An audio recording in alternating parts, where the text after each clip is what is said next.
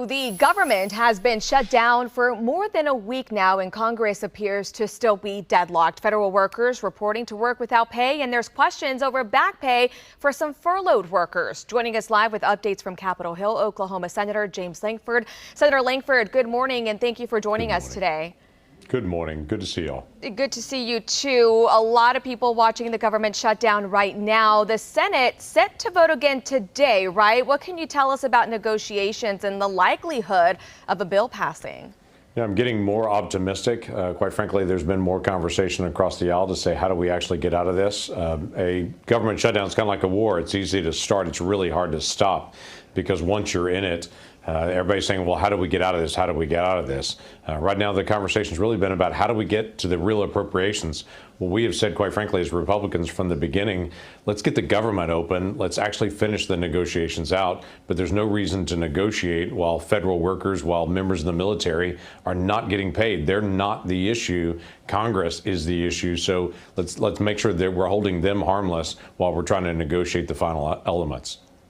As those conversations are taking place, what does a bipartisan compromise look like to you?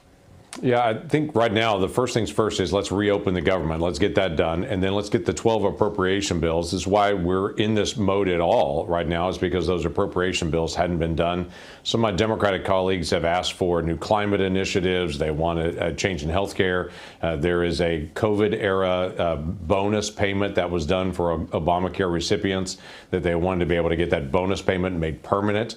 We've responded back, hey, it's not COVID anymore. We can't do that. It's about $450 billion. And so we pushed back on a lot of those things and saying, we'll talk about some of those things, but we'll only talk about it if the government is actually open, because we shouldn't be talking about 20 million Americans in a COVID subsidy while we've got millions of Americans not getting paid at all that aren't even affected by this COVID era subsidy at all.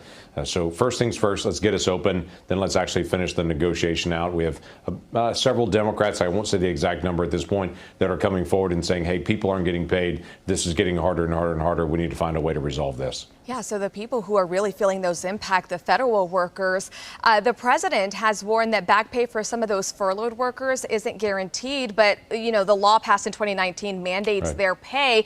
Can the president withhold their money? Should people be concerned about this? No, the federal workers that are furloughed, they will be paid. Now, there is a difference on this. If you're a contractor for the federal government, you're not being paid. That's a whole different issue, and that's always been true. It's been one of the things I raised, because a lot of people will say, hey, you know, government shutdowns don't hurt anyone. And I say that's absolutely absurd. In fact, Senator Schumer said yesterday, things are getting better and better for Democrats every day. And I'm like, hold on. Literally, we've got federal workers not being paid, and we've got members of the military not being paid. It's not getting better for the American people. So my focus has been whatever we have to do to be able to get us open, we need to do that. But we shouldn't hurt the American people long term in that. So let's keep it open. Let's have the negotiation. Yeah, and on that, what is your message to Oklahomans, federal workers, military people who are getting ready to potentially go without that paycheck if the government doesn't open soon? Yeah, we are working constantly just to be able to get the most basic thing to be able to get us open. Federal workers are familiar with what the fiscal deadlines are on this in September. The last 4 years during the Biden administration, we had a moment just like this, that we got all the way at the edge of the very end of September. But every time we did a continuing resolution, Republicans joined Democrats and said, let's keep the government open while we're negotiating. It's very frustrating at this point. It seems to be just an opposition to President Trump to show they're fighting and they're the resistance to be able to punish federal workers and their families and members of the military and their families. Those aren't the folks that are the issue that they're frustrated with. We need to be able to make sure that we're actually keeping it open. So our focus is we are working every day. We are negotiating. We're trying to accomplish some other things. We have the National Defense Authorization. Same time, we're negotiating. We just completed 108 nominations this week as well. But the whole time, we're still trying to be able to navigate through what does it take to be able to get this government open again. Yeah, so are you expecting something soon here within the next few days, the next few weeks, potentially? Oh, I pray it's not weeks. It needs to be hours or days. I'm the eternal optimist that I just keep working to try to get it done. But I am expectant that in the next couple of days, this will get resolved. This just can't go into the weekend. If we get past Friday, This just starts a whole series of bad events for a lot of federal workers and their families. They're federal workers and members of the military. They're literally going to take a loan out right now to try to be able to get through the next paycheck period. They should never have to do that. In fact, I have a bill that I've run year after year to try to make sure this doesn't happen. We had 57 votes for my bill that prevents government shutdowns. We're trying to get 60 for that one, so this literally never happens again at any time. But in the short term, we got to get at least 60 votes just to be able to keep the government open. Yeah, and a lot of people watching that one. I do want to ask about the FAA. I know some airports are already seeing some impact there with their air traffic controllers. As we know, OKC is home to the training academy here.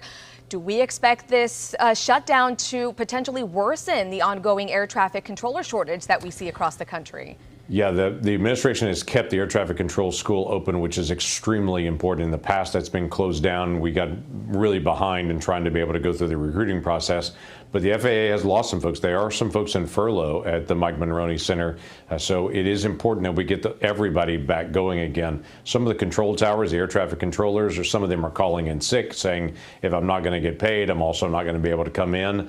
Once they start calling in sick to be able to do that, then it causes a whole contagion where we have to slow down the number of flights that are coming in because we don't have enough air traffic controllers to manage that. That's causing some real problems as well for just travelers. So yes, it's important that we do that, but we also encourage folks, whether you're federal law enforcement or air traffic control, show up. You're an American. We're all going to find a way to be able to get out of this together. All right, Senator Lankford, thank you so much for taking the time to speak with us this morning. Keep us updated. We're all watching, and we appreciate you coming on. You bet. Glad to be able to do it. Keep praying for the nation.